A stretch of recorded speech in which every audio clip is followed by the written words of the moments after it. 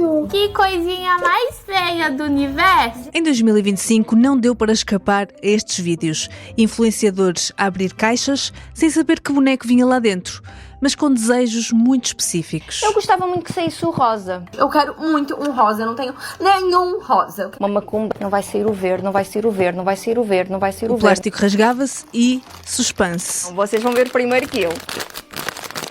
Lá dentro, um boneco com dentes pontiagudos e orelhas de coelho, meio fofo, meio assustador. Eu não acredito! Gente, eu não tô acreditando que é um rosa. Este era o que eu menos queria! Por que enviaram isto? Bem-vindos ao mundo dos labubus, que de repente se tornaram uma tendência de moda em todo o mundo a decorar malas, cintos e microfones. E que na primeira metade de 2025 mais que duplicaram as receitas da chinesa Pop Mart para aproximadamente 1,7 mil milhões de euros. A palavra labubu tornou-se uma das mais pesquisadas no Google no ano de 2025 na categoria Trending. E em junho do ano passado, só um labubu verde-menta de 1,20 m foi leiloado por $170 mil. Entretanto, em 2026, os bonecos desapareceram. O interesse foi-se, passaram de moda. Mas como assim? Como é que bonecos feios e quase assustadores se tornaram um objeto de desejo de tanta gente? E como é que tão rápido como apareceram, em pouco mais de um ano, já ninguém quer saber deles? Este é o Como Assim, um podcast sobre fenómenos da cultura pop e das redes sociais. Neste episódio vamos mergulhar no fenómeno dos labubus e tentar perceber o que está por trás da grande febre da internet no último ano. É que o sucesso destes bonecos revela muito sobre nós, mas também sobre o modelo de negócio da maior máquina de tendências do mundo. Adivinharam? Mais uma vez, estou a falar do TikTok. Bem-vindos ao Como Assim, eu sou Inês Rocha. Os labubus, ou melhor, as labubus não nasceram no TikTok. São personagens do universo The Monsters, uma série de livros ilustrados criados em 2015 pelo ilustrador Kazin Lung e baseados na mitologia nórdica. Nos livros, as labubus são uma tribo de elfos fêmeas descritas como bondosas e sempre prontas a ajudar, embora as boas intenções por vezes acabem por causar o caos. Ainda assim, neste episódio vou-me referir aos bonecos no masculino, como toda a gente faz atualmente. Em 2019, Lung juntou-se à gigante chinesa Pop Mart para criar colecionáveis do universo The Monsters. E os labubus começaram a ganhar tração. Mas o verdadeiro boom chegou em abril de 2024, graças a Lisa, do grupo de K-pop Blackpink.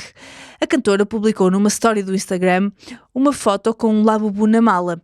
E bastaram algumas horas para as pesquisas dispararem em vários países e o site da Pop Mart cair. A artista confessaria à Vanity Fair, meses mais tarde, que os labubus eram a sua obsessão secreta. I go Pop Mart everywhere. If I fly to New York, I go to Miami. I try to find Pop Mart there. Entretanto, juntaram-se à febre outras celebridades, como Rihanna, Lizzo ou Dua Lipa. E em 2025, a tendência tornou-se mundial. Eu não aguento mais chegar a caixa de labubu aqui em casa. Gente, não sou só eu que tô viciada, minha mãe que está viciada. Como de costume, a moda demorou um pouco mais a chegar a Portugal.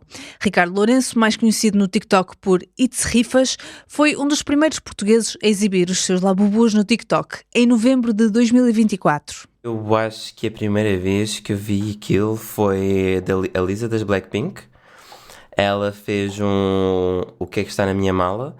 E ela tinha um labubu pendurado na mala.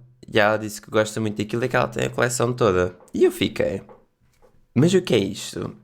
Então depois eu fui pesquisar e já vi uma streamer que eu também conhecia, que ela também tinha, não era só labubus, ela tinha mais coisas da Pop Mart, porque eles não têm só labubus, eles têm mais coisas. E depois aí comecei a ganhar pica e achei os bonecos muito giros, tudo, muito engraçado. Daí a decidir comprar o primeiro no site da Pop Mart foi um passo. E o único que estava em stock era da Coca-Cola. E eu acho que eu apanhei um restock e eu fiquei, eu compro ou não compro? Ainda foi 28 euros. Eu fiquei, olha, vou comprar, apetece-me ter um e vou comprar. Eu consegui isto! Então agora... Epá, eu acho um bocado caro. Pelo que eu paguei, 28 já achei caro. Mas aquele foi mesmo o primeiro e foi impulso, então foi por isso é que eu o comprei.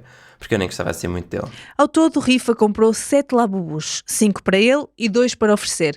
Gastou cerca de 170 euros. Mas afinal, qual é o encanto destes bonecos e porquê que há tantas pessoas dispostas a gastar centenas de euros para os ter? Eu honestamente, há muita gente que não gosta deles. Eu gosto, eu acho eles bastante fofinhos. São fofinhos e ao mesmo tempo são feios. Os Labubus encaixam na estética japonesa Kimo Kawaii, o fofinho feio que a geração Z adora. Acho super fofinhos e tipo pôr no microfone e na altura eu fazia streams. Então é mais um extra que eu fazia com a câmera ligada. E o facto de eles estarem aqui também às vezes atraía pessoas na altura. Virou um bocado a minha personality trade na altura do TikTok. Abrir os Labubus e mostrar às pessoas o que é que eu tinha ganho e não sei o quê. Aquilo que Ricardo descreve, um boneco que se torna um traço de personalidade, que é motivo de reconhecimento social, é algo comum neste género de compras emocionais, em que ser bonito ou feio é, na verdade, pouco relevante. Tem mais a ver com aquilo que o objeto nos faz sentir. Eu diria que pode ser feio, mas é bonito tê-lo. Se eu tenho essa exclusividade, eu vou ter um certo reconhecimento social por utilizar, por eu mostrar que eu também faço parte daquela tendência. Então, é aquela expressão às vezes é bonito ser feio. Voltamos à conversa com Samuel Lins, professor da Faculdade de Psicologia da Universidade do Porto, que tem estudado as compras por impulso. Para o especialista, o mais importante quando falamos deste género de compras não é a utilidade do produto, mas quem o exibe. Dificilmente esta tendência surge de pessoas comuns. Geralmente são ou influenciadores, ou celebridades, ou pessoas que de alguma maneira têm um poder de influência. Então, quando eu falo também que talvez não tenha uma utilidade, que na verdade tem, é aquele sentimento de que eu não posso ficar de fora dessa tendência, né? O que a gente chama ali do FOMO, do Fear of Missing Out. Não é impressão vossa. O que Samuel Lins está a descrever é exatamente o mesmo que se passou com as tendências de comida no episódio passado. E além deste medo de ficar de fora, há também a escassez. Os modelos da Pop Mart normalmente são edições limitadas, por vezes só vendidas na Ásia, o que faz com que o valor percebido aumente. Porque se sabemos que quanto mais escasso é mais desejado, então saber que que eu consegui aquele produto que tinha edições limitadas e todos desejam, então isso aumenta ainda mais aquele sentimento do valor, que na verdade é um valor percebido, porque com certeza o valor da manufatura, de produzir aquele produto, às vezes é mínimo. Ouçam a Lisa das Blackpink a explicar como inicialmente não achou grande piada aos Labubus. To be honest, I was not into it at all. I was like, no, I'm not gonna spend my money on this. Até perceber que era difícil tê-los. It's so hard to get. I was like, is that hard to get? Mas há mais um fator a tornar estes bonecos particularmente atrativos. O fator surpresa. É que quando compramos um Labubu, não sabemos exatamente qual nos vai sair. Dentro de uma coleção pode sair uma de 6 figuras, ou então um boneco surpresa. Por isso, as caixas tornam-se pequenas máquinas de dopamina. Mais do que comprar o Labubu, ou qualquer box que seja, qualquer produto, a gente compra essa experiência da surpresa. Esse prazer de comprar, da esperança, da expectativa, pode querer, de fato, me incentivar essa compra repetitiva. Agora eu quero saber o que vem depois. Eu quero saber qual é a próxima surpresa. O objetivo deixa de ser simplesmente comprar um boneco para passar a ser apanhar o Labubu raro ou aquela cor específica. É por isso muito normal ver influenciadores a comprar caixas de 6 ou 12 Labubus para fazer unboxing. O objetivo é ver se sai o que querem, ou melhor ainda, um raro. E quando sai o normal? Em muitos vídeos o resultado é raiva. E o boneco é automaticamente descartado. Mas tudo isto soa a outra coisa, a jogo de sorte e azar, a gambling. Quando é que as compras se podem tornar viciantes? Samuel diz que há 3 indicadores importantes. A frequência. A partir do momento que a frequência começa a aumentar desproporcionadamente, é um alerta. A motivação. Por que eu quero comprar? Eu quero comprar só para mostrar para os outros que eu tenho. É um sinal de alerta. Eu quero comprar porque eu quero comprar. Simplesmente porque eu quero ter todas as coleções do Labubu na minha casa. Então, a motivação da compra também passa a ser um alerta. E a consequência? Eu posso comprar, posso até me arrepender. A gente às vezes pode até beber, exagerou e sentiu mal e se arrependeu. Mas se esse arrependimento passa a ser muito mais frequente, é um sinal de alerta. Se eu me endivido, é um sinal de alerta. Voltemos então a olhar para a moda dos labubus desde o início. Qualquer tendência, seja na moda, comportamento ou consumo, cumpre normalmente um ciclo com 5 fases. A introdução, quando o produto é lançado e adotado por um grupo restrito de pessoas. No caso dos labubus, é a fase em que a cantora Lisa e outras celebridades começaram a exibir os seus exemplares e a gerar interesse. Segue-se a ascensão, quando a tendência começa a ganhar tração e ganha popularidade entre os adotantes iniciais. Aqui foi quando Rifa e outras pessoas mais atentas compraram os primeiros labubus e os mostraram nas redes sociais. E a seguir, o que acontece? O mesmo que aconteceu com o chocolate do Dubai. Quando percebe que há interesse, o mercado responde com versões e mais versões, não tão exclusivas como as originais, claro. No caso dos labubus, as redes sociais batizaram as imitações com um nome carinhoso. Gente, tô com medo de ser muito lafufu, né? Mas vamos ver. Os lafufus, bonecos muito semelhantes aos da Pop Mart, mas vendidos a preços muito mais baixos, o que nem sempre agrada a quem exibe os verdadeiros. Acho muito engraçado. Só a única coisa que eu não acho engraçada é as pessoas a terem um lafufo e a dizerem que são labubos. Isso é que eu não acho engraçado. É tipo, amigo, se tu tens um lafufo, é um lafufo, não é um labubo. Não venhas aí dizer. Mas nunca pensaste comprar um falso? Achas importante ter a prova de autenticidade? Sim, eu acho estar a comprar uma coisa falsa. Acho que não sou assim de muito apoio, ainda sempre porque isto não é assim muito caro. Então, acho que quando são coisas tipo Louis Vuittons e isso, comprar um falso, acho que não faz assim tanto mal. Agora, um boneco que custa 20€, é porque os falsos custam 10. Por isso, por mais 10, podes ter um verdadeiro ou mais 20. Mas há pessoas que gostam, né? E pronto, nada com isso. Mas agora andarem na rua com um lafufo, acho que já não é comigo. Comprar lafufus não é com rifa, mas não é um problema para muita gente que quer aderir à moda sem gastar centenas de euros. Jéssica Machado deu-se conta disso em abril de 2025. A influenciadora, mais conhecida como Jecas, tem uma loja onde vende produtos como telemóveis e relógios digitais em Matosinhos e viu naqueles bonecos uma oportunidade, mas vender os originais simplesmente não compensava. Com os labubos, tu tinhas que esperar um drop da Pop Mart, ou seja, tinhas que esperar que a Pop Mart colocasse unidades no site para tu venderes depois a outras pessoas. Ou seja, eu ia comprar na Pop Mart a 14,99, vamos supor, que eu acho que era mais ou menos estes preços que eles estavam a praticar, e depois eu tinha que vender pelo triplo ou quádruplo do preço. Estamos a falar aqui de uma diferença de preço completamente irreal. Jéssica colocou as primeiras réplicas de Labubu à venda em maio de 2025 e a aposta correu bem melhor do que esperava.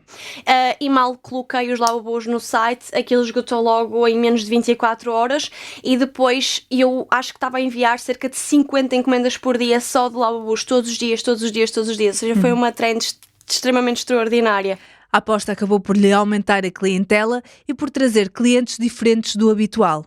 Foi uma loucura autêntica. Toda a gente mandava mensagem, chamadas, pessoas a virem diretamente à loja física, estrangeiros principalmente. Foi uma coisa mesmo extraordinária. Nunca tinha alcançado assim um público tão diferente como aconteceu nesta questão com os Labubus. Mas os Labubus não atraíram apenas pessoas interessadas em moda. Eu vendi centenas de unidades também para crianças. Tinha pais todos os dias irem à loja física para irem comprar para as crianças. Eu sinto que esse aí foi assim, um dos maiores targets que conseguimos alcançar, ou seja, o público mais infantil. Não são só os Labubus. As modas do TikTok estão a chegar muito rapidamente às crianças. Um estudo do Ofcom, o regulador das telecomunicações britânico, em 2022 concluiu que mais de metade das crianças entre os 8 e os 12 anos mentem na idade para criar contas nas redes sociais. E se o vosso filho não tem TikTok, não importa, porque na escola alguém terá. Lembro-me imensas crianças irem à loja física e os pais olharem para mim e dizerem assim: é original, não é? A piscarem o olho, do tipo, diz que sim, por favor. Sim, deve ser. E lá está, porque as crianças depois têm esta questão de querer também ter, e imagina o que é. Estás a comprar neste caso tens 2 filhos, estás a dar 70 euros por cada boneco, portanto 140 euros para um boneco que eles vão utilizar o quê? 1 mês, 2 meses e vão ajudar para canto, não faz qualquer tipo de sentido. Chegamos então à próxima fase do ciclo das tendências, o pico, quando a tendência chega às massas. Está em todo o lado, há imensas versões diferentes, o volume de vendas chega a um máximo. E o que é que acontece depois disto? Adivinharam? Começa o declínio. Com excesso de labubus no mercado, ou chocolates do Dubai, ou morangos do amor, o consumidor começa a cansar-se da tendência e ela deixa de ser vista como fixe ou exclusiva. Rifa, por exemplo, decidiu livrar-se de alguns dos seus exemplares. Eu vou pôr à venda os meus labubus, ok? Eu sei que eu fui o pioneiro dos labubus em Portugal, por isso vocês sabem que isto é tudo verdadeiro. Decidi vender porque isto já era. O meu microfone antes estava pior ainda. Agora tenho aqui 4 no meu microfone, mas acho que antes eu tinha 5 ou 6. E era muita coisa. E eu um dia cheguei a casa e olhei para eles e fiquei, porquê é que eu ainda vos tenho aqui? Eu vou ficar com, em princípio, 2. Os outros, como eu não sou assim muito ligado a eles, não me importo de tentar vender. Mas é aquela cena, se eu não os vender, eu também não fico chateado. Mas tens tido procura na Vinted de pessoas que querem comprar? Não, ou seja, já passou um bocadinho a moda? Já, eu acho que já passou um bocadinho a panca dos labubus. Falei com Ricardo em novembro e já na altura o interesse tinha começado a esmorecer. Jéssica notou ainda antes. Em setembro ainda tínhamos labubus para vender, mas lá está, a procura começou a ser muito menor. Depois do nada, estamos a vender só uma unidade por dia, nas encomendas só sair uma unidade por dia. E pensei assim, não vale a pena estar a comprar mais estoque porque já sei que isto aqui já não é uma trend. Se olharmos para o Google Trends, vemos que, em Portugal, as pesquisas por labubus começaram a crescer em abril de 2025 e chegaram ao pico em julho. A partir daí começaram a cair e no final do ano tinham praticamente desaparecido. Ou seja, a tendência durou cerca de meio ano, o que na experiência de Jéssica é muito tempo. Assim, eu acho que esta aqui foi das maiores trends que eu vi no TikTok, fora de brincadeiras. Jéssica já tinha visto isto noutras tendências, como os secadores virais do Aldi. Houve uma vez que vieram buscar as encomendas e nós tínhamos cerca de 800 encomendas em um dia. 800 encomendas. Aí sim senti que a trend baixou em literalmente, 2 semanas, 3 semanas no máximo. Agora, esta trend de durar mais de, 3, 4 meses foi simplesmente surreal. Jéssica tem razão. No tempo em que vivemos, 4 meses é uma eternidade. Longe vai o tempo em que os ciclos das tendências duravam cerca de 2 décadas e refletiam o que estava a acontecer em termos culturais em cada época. No tempo das redes sociais reinam as microtendências, que vão e vêm numa questão de meses ou semanas e chegam a grupos específicos, em vez de chegarem às massas. Mas há outra coisa que não deixa de me surpreender nestas tendências, sobretudo as que surgem no TikTok. É que a maior parte das vezes elas são sobre coisas que podemos comprar para nos sentirmos parte. Bonecos, canecas, secadores, bolachas. Já é raro haver uma tendência associada a ideias. E quase sem nos apercebermos, de repente estamos todos alegremente a fazer publicidade a marcas sem recebermos nada por isso. Há uns tempos ouvi uma explicação para isto num podcast que gosto muito de ouvir, o Search Engine com PJ Vogt. You have to understand that TikTok is not primarily a video platform. TikTok is based off Douyin, its Chinese sister app, and it's part of what would be called social shopping or social e-commerce platforms in China, which are very popular. O convidado era o jornalista Ryan Broderick, que escreve sobre cultura da internet e que defende que o grande objetivo do TikTok, desde sempre, é vender-nos coisas. TikTok doesn't give a crap about whether or not it's influencing culture. It wants to influence you to buy the same product and talk about it. Mas quando Ryan diz que o TikTok nos quer influenciar a comprar produtos, não está a falar apenas de anúncios. É aqui que está a grande diferença entre as redes sociais norte-americanas e as chinesas. No Instagram, Facebook e no YouTube, por exemplo, o modelo de negócio é baseado em publicidade. Nas palavras de Mark Zuckerberg no Senado norte-americano, Senator, we run ads. Numa primeira fase, as plataformas começaram por capturar a nossa atenção. Para isso, ofereceram-nos uma experiência sem fricção, conteúdo ilimitado e gratuito. Depois, usaram os dados que recolheram sobre nós para nos mostrar anúncios personalizados. O modelo do TikTok é diferente. Para percebermos o que a rede social está a tentar fazer no Ocidente, temos mesmo de olhar para a China, onde este modelo já existe há anos. A gente hoje precisa olhar para a China e perguntar assim, é entretenimento ou é venda? É publicidade ou é venda? É cultura ou é venda? Estamos a ouvir Viviane Varela, administradora e uma das principais especialistas brasileiras em e-commerce, curadora do site E-Commerce Brasil e responsável pelo Fórum E-Commerce Brasil, que reúne dezenas de milhares de profissionais do setor.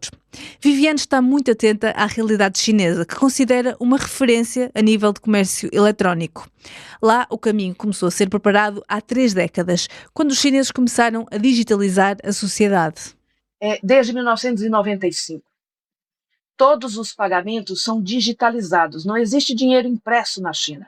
Só que isso não foi feito solto, porque quando eu digitalizei essa população, eu digitalizei ela para pagar, eu digitalizei ela para comprar, eu digitalizei ela para marcar consulta no serviço público de saúde, dentro do mesmo WeChat. Isso é o Super App. Ou seja, lá tudo acontece dentro do mesmo ecossistema, desde pagar o almoço, a ver vídeos e encomendar produtos. Não há saltos entre aplicações. Aqui no Ocidente, vamos botar assim, você procura o produto. Não é assim? Você entra no Google, você entra no Instagram e você digita o produto e depois você passa a ser perseguida por anúncios daquele produto. Na China, essa integração de dados ao longo de mais de 10 anos, o produto te encontra, Inês. Claro que se, do ponto de vista do consumidor, isto pode ser conveniente, também levanta muitas questões a nível de privacidade e liberdade. Mas não vamos entrar por aí porque daria conteúdo para todo um outro episódio. A digitalização da sociedade na China impulsionou nos últimos anos o live commerce, a venda de produtos via streaming ao vivo. Uma espécie de televendas online que hoje representa mais de 30% do comércio online na China, segundo a consultora Nextmove. Viviane viu isso de perto numa visita que fez à empresa pioneira neste formato, Yuant, na região de Hangzhou. Quando eu fui a primeira vez, em 2023, Inês, um dos prédios dessa empresa tinha 16 andares só de estúdios para live commerce. Eu voltei agora, além dessa sede, ele tem um shopping com mais de 380 lojas, onde não tem ninguém. São todas as lojas, são estúdios de live. E não estamos a falar de pequenas lojas. Tem uma sala própria só da Louis Vuitton, devidamente customizada. Tem uma sala da Chanel. E o que é que tudo isto tem a ver com o Labubus e o TikTok? Tudo. É que o TikTok não quer simplesmente mostrar nos Labubus. Ele quer ajudar a vendê-los. O salto estratégico do TikTok, ele está entre a integração entre a viralização e a transação comercial. Então, quando a gente olha para esse modelo tradicional do Ocidente, que você citou, ela é uma jornada fragmentada. Você descobre numa rede social, depois você vai lá e pesquisa esse produto no Google, você compra dentro do marketplace, depois você entra nesse marketplace, você entra num software de CRM de alguma loja. São ambientes separados. O que a gente vê na China é que mídia, que é isso que você está falando do conteúdo, e comércio, ele está dentro do mesmo sistema. Então, por exemplo, no Douyin, que é a versão chinesa do TikTok, conteúdo, pagamento, logística estão integrados no mesmo fluxo e até entretenimento. Foi por isso que a empresa chinesa lançou em 2021 a TikTok Shop, um marketplace que hoje está disponível em 15 países. Portugal ainda não é um deles. Com a criação da loja, os utilizadores do TikTok passaram a poder vender produtos dentro dos vídeos ou dos diretos que produzem. Vejam o exemplo da Pop Mart nos Estados Unidos. A marca apostou em força nos live streams e em junho de 2025, cerca de 85% das vendas da marca na TikTok Shop vieram de diretos na plataforma. Let's do a countdown for Rick and Morty in 5. Os apresentadores mostram um produto, abrem um link para o público o comprar. Oh, it's already out, guys. It's already out. I was just about to touch the button. E em segundos ele esgota. É que o TikTok, ele já passou, Inês, por 3 fases muito claras nesse olhar. Primeiro, ele foi atenção massiva, seja com vídeo de dancinha, seja com vídeo de pessoas viajando e falando, né? Criou ali uma audiência. Depois ele virou performance, onde aí começou a parte de publi das marcas fazer publicidade, como fazem em outra plataforma. E agora ele é uma infraestrutura de comércio. O Google, ele aqui no Brasil, ele captura a intenção, A Meta, ele captura a intenção. O TikTok, ele constrói a intenção. Ou seja, para o TikTok, estas tendências enormes e rápidas de que falamos aqui, muito associadas a coisas, não são simplesmente tendências, são engrenagens de um sistema de vendas integrado. Nos últimos anos, a rede social chinesa esteve a preparar terreno para ser esse ecossistema. E neste contexto, os criadores de conteúdo também não são só criadores de conteúdo, são vendedores. No TikTok, ele não é só influência, que é o que a gente tinha lá no Instagram. Quantos seguidores você tem? Dá para fulano para poder fazer esse publi aqui. No TikTok, o creator, ele além de influência, ele é afiliado, ele é vendedor, ele é distribuidor e ele é prova social daquela marca ao mesmo tempo. Então, isso muda, essa fusão entre creator economy e retail media é uma das mudanças mais relevantes do comércio digital que a gente está vendo agora, Inês. É por isso que os gurus das finanças já estão virados para a TikTok Shop como a nova forma de nos tornarmos milionários do dia para a noite. This is a massive industry. I think TikTok affiliate is a huge opportunity for people here. Don't forget how TikTok works. You make one good video. For some ungodly, unknown reason, it gets 9 million views and you just print. So many of you will have your life changed if you go all in on this. Conclusão. Estas tendências não são um mero caso, são parte do modelo de negócio do TikTok que transforma cada micromoda em consumo. Claro que nada disto é novo, sempre houve brinquedos da moda. Na minha infância lembro-me da febre dos diabos, dos pega-monstros, dos tamagotchis e dos Furbies. Qual é o problema de agora serem os Labubus? É apenas a dimensão e a rapidez. É o facto das tendências terem uma escala global e serem tão rápidas que é difícil acompanhar. Gil Lipovetsky chamou-lhe a sociedade de hiperconsumo. O filósofo e sociólogo francês descreveu-a em 2006 como uma fase contemporânea do capitalismo em que consumir deixou de ser apenas comprar produtos necessários e passou a ser um modo de vida, um modo de expressão e até um modo de construção de identidade. Tudo isto, claro, com consequências ambientais. Em 2025 esgotamos todos os recursos naturais renováveis previstos para o ano em julho. É importante lembrarmos-nos disto quando virmos a próxima obsessão coletiva saída da fábrica do TikTok. Ainda podemos escolher quando entrar e quando ficar a ver. Assim é um podcast do Público. Este episódio foi produzido e editado por mim, Inês Rocha. A revisão é da Patrícia Jesus. Se gostaram do episódio, não se esqueçam de seguir na vossa plataforma preferida e também de partilhar com um amigo.